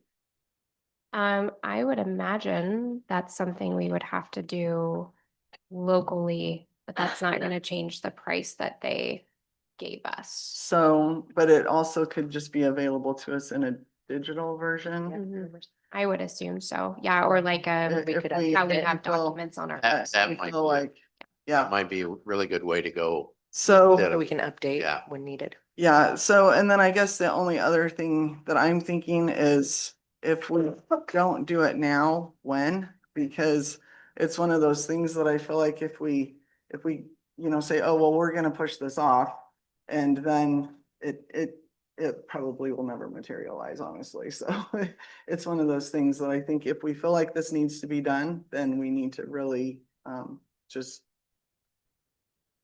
do it, so.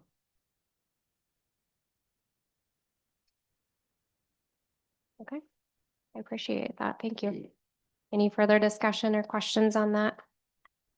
Okay, we'll bring that back probably to our next committee of the whole with more attachments to look at. Yay! All right. And if there happens to be other places that provide that service, fine, but we've usually been pretty happy with the stuff that we get from the School Board Association, so. Yeah, I would agree with that.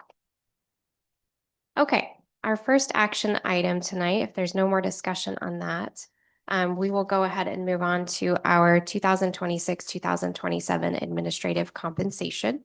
So prior to opening up any discussion on this, I would go ahead and entertain a motion. And my recommended motion would be to approve a 1.89% increase per administrative contract. And this is following our discussion at our last meeting with the board. Do I have a motion for that? I motion to approve the 1.89% increase per administrative contract. Second. Okay. Now that that motion is on the table, we'll open this up for discussion. So the board was able to have a closed session meeting with Dr. McDonald for the purpose of collective bargaining and contracts. So there was some discussion in there. The general consensus of the board at that point was that we would like to see administrative compensation be consistent with what our teachers will be receiving in their negotiated agreement. So that's where this number came from. It was not just a random number that we pulled out. And then a big point of that discussion, something that is very different this year than the way that this has been handled in the past. And I appreciate this from Dr. McDonald. One, I think we're much more timely on this year, so I'm excited about that and what that will communicate to our administrators. But secondly, you'll notice the language of this motion is that percent increase per administrative contract. So rather than approving a lump sum increase that is then divided up, not necessarily consistently across the board to our administrators, this is a consistent increase applied to every administrative contract. So all of our administrators would receive this percent raise on their contract if approved by the board. So with that context, is there any discussion on this? Angela, I know you were not here for that last meeting. Do you have any questions? I missed all of that, but when I read this and I read it over and over and over per administrative contract, and I really appreciate that because I mean, you all know we have the best teachers in the state, but we have these administrators that are amazing and they are putting in more than 40 hours a week. I know you are, and I appreciate it. And I don't want anybody to not get money that they deserve. And this is where our money should go, to our teachers, to our admin. So I am very excited that everyone will get one. Yeah, we discussed it. I think pretty much the five of us who were there were in agreement with this. So It's yeah, great. I'm glad you agree. Okay, any further discussion on this? All right. Yes, I think we had great discussion on that. I wanted to make sure since our discussion happened in closed session, that those who might be following along and noticing the change understood where the change was coming from and made note of that. So hearing no more discussion, Sheila, roll call, please. Mitch Wagner. Aye. Skip Alford. Aye. Madeline Green. Aye. Cindy O'Connor. Aye. Emily Gary. Aye. Andrew Lee. Aye. Okay. Motion passes. Our next item for tonight, we will welcome our NASB search helper, Sherry, with us tonight. She was here with us at that last meeting. And tonight we will be reviewing resumes for the interim superintendent position, selecting our interview candidates, and making some decisions surrounding those interviews. So the board will be moving into closed session at some point to review those resumes, but Sherry will kick it off out here in public if you don't mind. Correct. And I'm assuming, yep, that's on. So thank you. I think search helper is the nicest thing I've ever been called. So thank you. That was very nice. Yes, we have a little bit of business to attend to here and try to make it as streamlined as possible, but we will be going into executive session to discuss the resumes for the interim superintendent position. We have 6 that we'll be visiting about, and that's a variety of people experienced. The majority of them have experience as interim superintendents, and some are retired, some are currently working. So it'll be a nice variety to discuss and determine the direction that the board would like to go.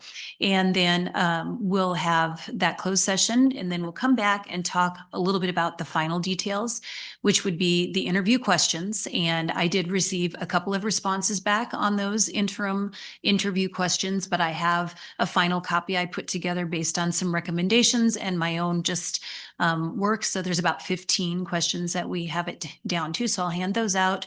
And then also we'll discuss what the interview process will look like and whether or not there will be an interview team besides the board. And I know that we've talked about that before as well. It is really important. The process, and obviously the board being the boss of the superintendent, being the only employee that the board has. And if you would like to have another team involved, that's great, as long as there's always that understanding that, a feedback is appreciated, and ultimately the decision will lie upon the board to make the final decision based on input and your own experience and knowledge of the candidates. So those are really the things we need to talk about. I know we've talked before about an interim contract, and I do have a copy of that. I think you all maybe have a copy of that. Really doesn't come into play until we get to the interview date. We'll also talk about that interview date and whether or not that date we initially picked out will stand, or if we'll try and move it up a little bit, but that'll all be conversation. So again, we'll try and do this as quickly as possible, but it is really important, and so we don't want to rush it either. So any questions about that? Okay, then I think given the fact that you had received resumes, I think we probably could go into executive session to protect the reputation of individuals that applied for the position. Sherry, real quick before we do that, do you have printed copies for board members, or should they bring computers with them? I've got them. Okay, excellent. Thank you. So now, okay.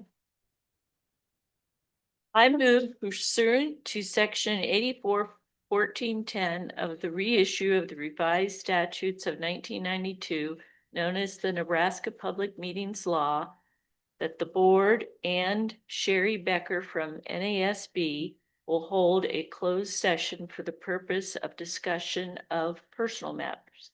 I further move that this closed session is clearly necessary for the protection of the public interest and for the prevention of needless injury to the reputation of an individual, and that strategy sessions with respect to the real estate, litigation, and collective bargaining are specifically authorized by the Nebraska Public Laws Meeting. Do I have a second? Sorry. Okay. Sheila, roll call, please. Kip Ballsy. Aye. Joanne Lundgren. Aye. Cindy O'Connor. Aye. Emily Gary. Aye. Andrew Lee. Aye. And Swagger. Aye.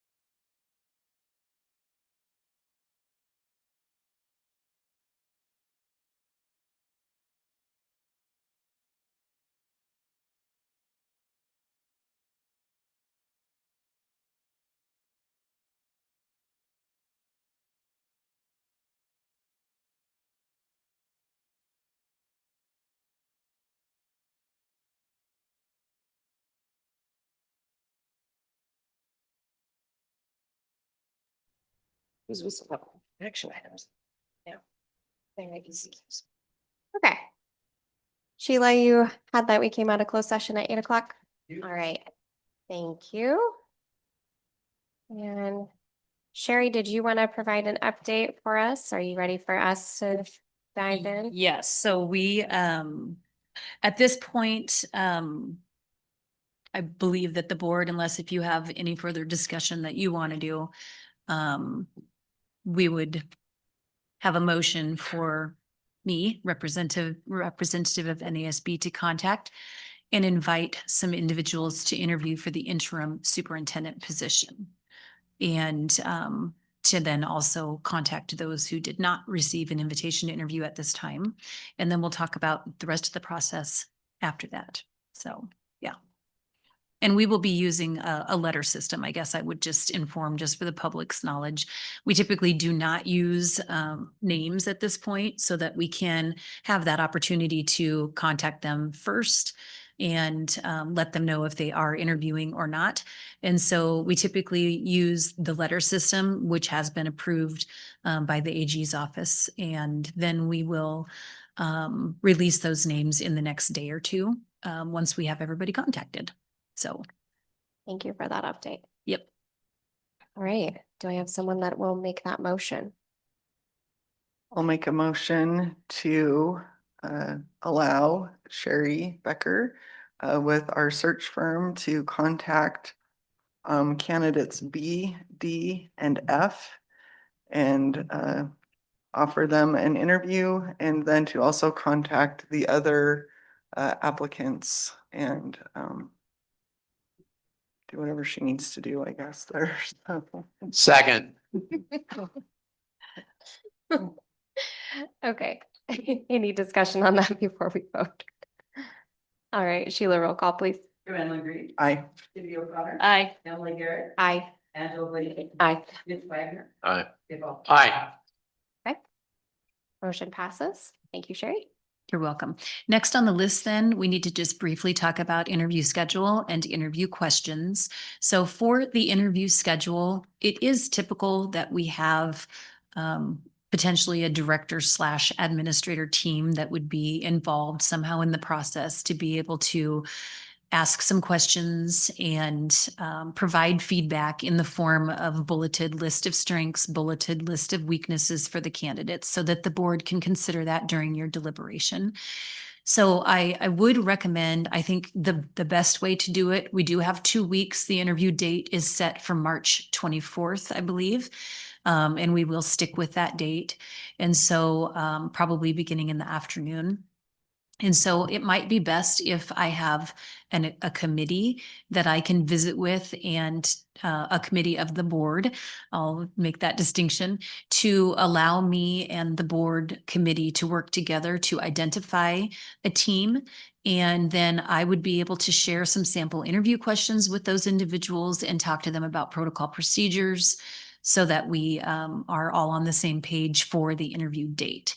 So I guess I would ask the board if they believe that would work. And then if so, we would need to have a committee of 3 appointed for that. And I would follow up with a phone call in the next day or two to formulate that committee.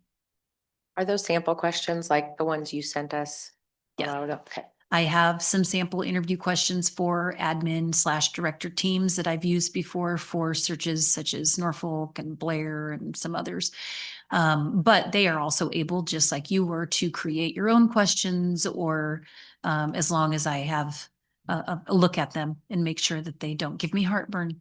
So so they would have that freedom as well. But you know, a shorter list of questions. It's an interim position, not a permanent. So. Yeah, I agree. We should have a committee of 3 that works with you to decide. Ooh, am I really making a motion here, aren't I? That we create a committee of 3 board members that would collaboratively work together to decide which directors/admin would be involved in the interviews as well, as far as separately from the boards. Correct. And it's not typically a very large group for the interims, because again, it is an interim position, but some feedback is typically helpful for the board. I guess I'm gonna make a suggestion, just because I think, sometimes publicly we've come off as having a divide. And so, I would like to recommend maybe having Mitch as one of those members, just because he's new and probably seen as fairly neutral. And then I would, like either Skip or I, and then one of the three of you, just that's what I would recommend as a makeup for picking that. Might be better for you because I'm gonna be Oh, busy. busy the next 2 days. Yeah. So, Well, I think that's really a great idea. yeah, but I agree. And so, yeah. But I would like to, but I'm not gonna be available till about Wednesday, about 2:30, after tomorrow morning. Okay. What about you, Mitch? I'm okay till next week. Okay. We'll get it done this week, I promise. And it won't be much time commitment at all. Do you want to add that on to whatever pseudo motion I Are we made? a motion? Where are we? Actually, You can appoint an ad hoc committee. yes, we can. Yes, Yeah. and so it would be, someone would make a motion to appoint an ad hoc committee and list those board member names. Yeah, the What you- motion will need to include the names. Mhm. Okay, so we've got Mitch will be on the committee, Joanne will be on the committee. I'd like you Okay. to be on. Are you Yeah. okay with that? Great. Yeah. I am happy to help with that as long as everyone else is okay with that. I think that that's a great suggestion. That gives us a well-rounded variety of duration we've been on the board, experience in the district. I think that that would be a good committee. So I'll make a motion to make a committee of Ad hoc. ad hoc committee of Joanne Lundgren, Emily Garrick, and Mitch Wagner. Oh, you're looking for my name? It was like, where did it go? Second. Sorry. Okay. Any discussion on that? You're so Following cool, you that. just need one name. Right. Sheila, roll call please. Cindy O'Connor, Aye. Emily Garrett, Aye. Angela Lacy. Aye. Mitch Wagner. Aye. Skip Altick. Aye. Brandon Reed. Okay. Motion passes. Okay, All right, and a then. little clunky, but you have your committee. Sherry. Thank you. I've got the names Well done. down. I will be reaching out to set up a brief phone call with you at some point in the next day or two. And then the last thing, interview questions. I do have a list of 15. I'm just going to email those to the board. If you have any issues, you can let me know, but you've already reviewed them from the last meeting. And I just narrowed a few down and added one regarding strategic planning. So we should be good to go there. So I'll send that out. And then I do have the interim contract that I'll bring back for the interview day. I'm planning to be here for the interview day. I will bring the board questions with me with spaces so you have a place to write notes during the interview process. And I'll be here a little bit early that day. But if we were to start on the 24th, is there a time that we need to work with for all of you? I think after lunch would be good. And I would propose potentially an hour for each candidate.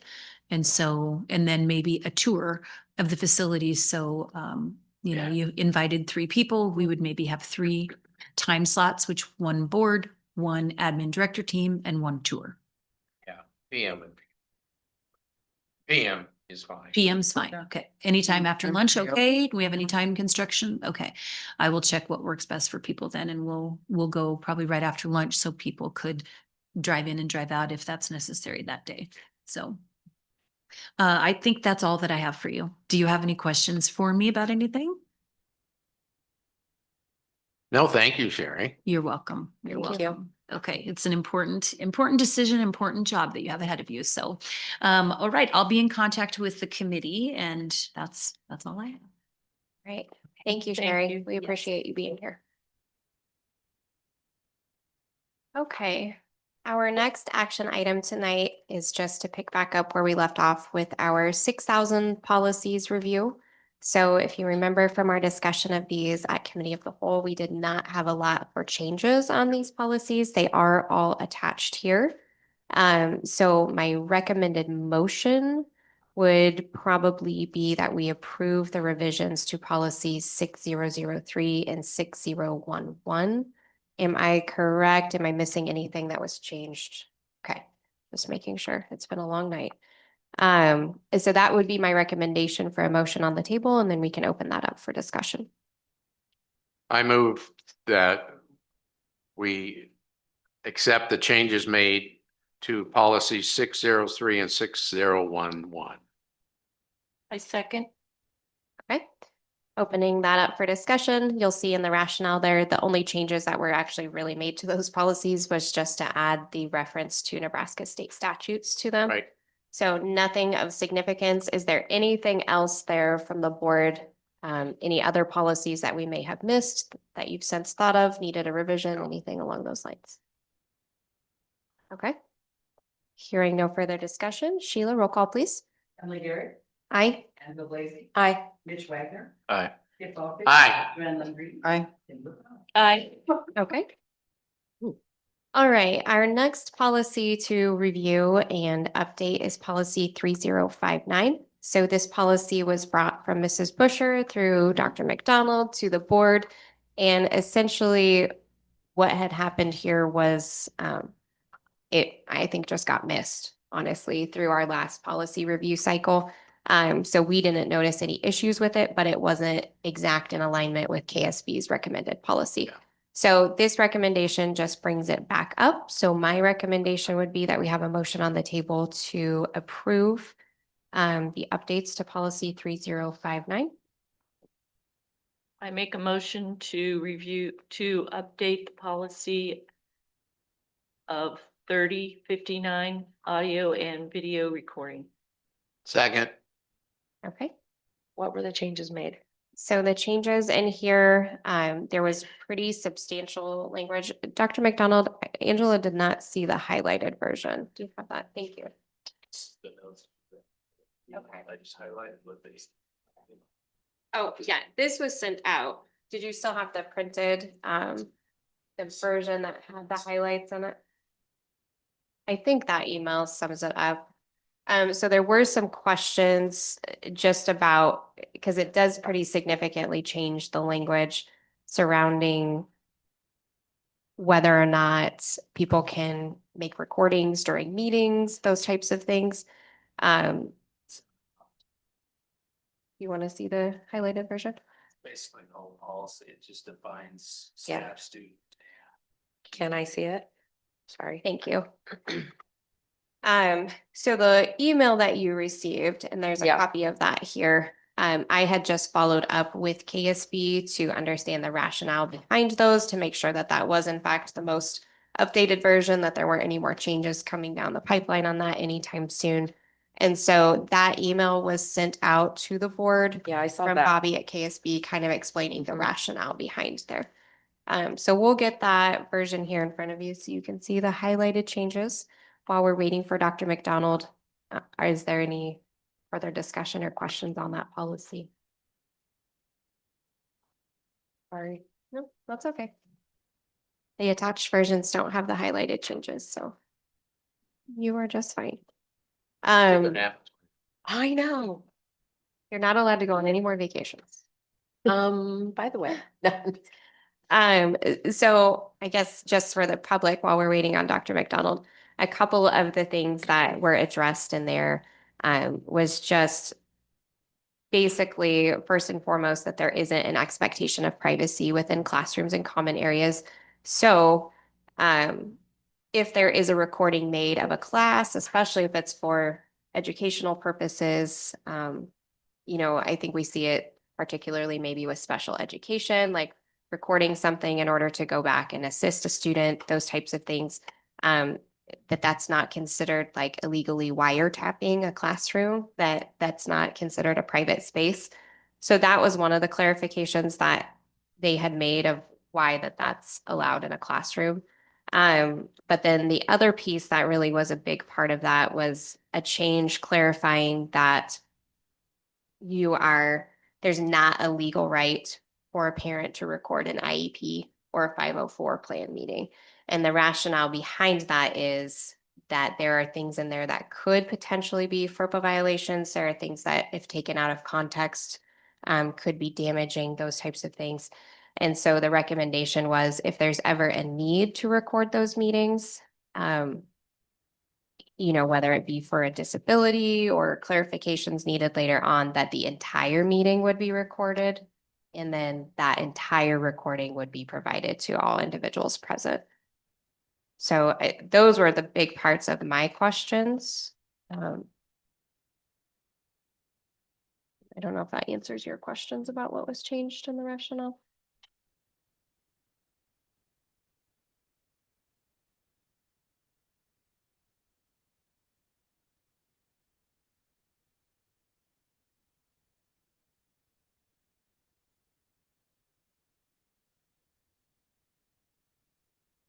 So parents are not allowed to record meetings with administrators or staff at all.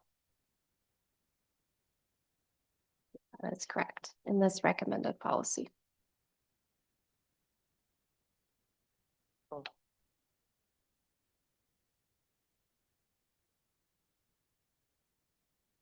You want more time on this or? Well, yeah, I do. Okay. So we do have a motion on the table. You could move to table that motion if you would like to. I'd like to make a motion to table that motion. Okay. Do I have a second? I second. Okay. So we're now calling to question the motion to table this action item. Sheila? Angela Blazy, Aye. Mitch Wagner, Aye. Skip Aldridge, Aye. Carolyn Green, Nay. Cindy O'Connor, Aye. Emily Garrett. Aye. Okay, motion carries. That has been tabled. Thank you. You are welcome. Okay, our last item on tonight's meeting would be we don't need to take action on this, but I will provide an update. Dr. McDonald, is there anything update you wanted to provide, or do you want me to provide this update to the board? Following our call with Bobby today. Yeah, just, either way, whatever Okay. you. I'll provide an update, and if I miss something, you just fill in the gaps. Don't want to forget anything. Okay, so the board did receive a request for public information. So that was sent out or a public request for information, sorry. Long night. That was sent out to the board. Board correspondence during a couple periods of time on a couple of topics were collected. So those emails were provided by Brian Tegmeyer through the use of our Vault system. Text messages were shared with Dr. McDonald, and then all of that was compiled. And then Dr. McDonald, myself, and Bobby, our attorney at KSB, had a Zoom call today where we reviewed all of those emails and text messages during that time period and basically made determinations of if they're, first of all, things that were responsive to the topics that were requested, if they fell within the dates that were requested, because we kind of had a broad collection of things to look through.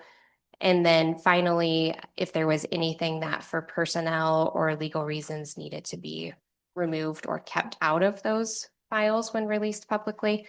And so that recommendation, there honestly wasn't a lot of correspondence during those time periods. There's not anything that's needing to be removed for legal or personnel reasons, aside from the only thing that we would be withholding from the responsive emails during that period of time would be evaluation of superintendent. So there's probably an email that's okay to share, but there would be attachments that include evaluation scores, and that is a personnel document that is not available to the public. So that's just an update to the board on what that process is currently at, what is being withheld from that, and why. Are there any questions, or Dr. McDonald, is there anything that I missed in that update? I don't believe so. We're just gonna put everything together, get that back out, make sure that legal is good with what they saw and what is within those folders, and then we'll send that on to meet that public record request. Okay. All right. Excellent. Looking forward at our future board calendar. Tomorrow morning on the radio will be Dr. McDonald and Mitch. Ooh la la. Yay. And then upcoming, there are a few budget workshops. So again, I think I am the only one at this time that has registered for one of the budget workshops. I registered for the amplified one. I think it would be great if we do have another board member who would be able to attend, not even necessarily the amplified, but just one of the regular budget and finance workshops so that we're getting the information from both workshops provided. So if someone is interested in that, please let me know and we'll get you registered for that. Looking ahead, of course, March 24th, make sure you have that on your calendars for interviews for the interim superintendent. Committee of the Whole, March 26th, and then so on and so forth from there. In our April claims audit will be Angela and Mitch. Is that still correct? Yes. Yes. Okay. Okay. If there are no questions about future board calendar, I will entertain a motion to adjourn. I will make a motion to adjourn. Second. All right. Roll call, Sheila. Wagner. Aye. Skip Holliday. Aye. Joanne Landry. Aye. Cindy O'Connor. Aye. Emily Garrett. Aye. Amber Wood. Aye.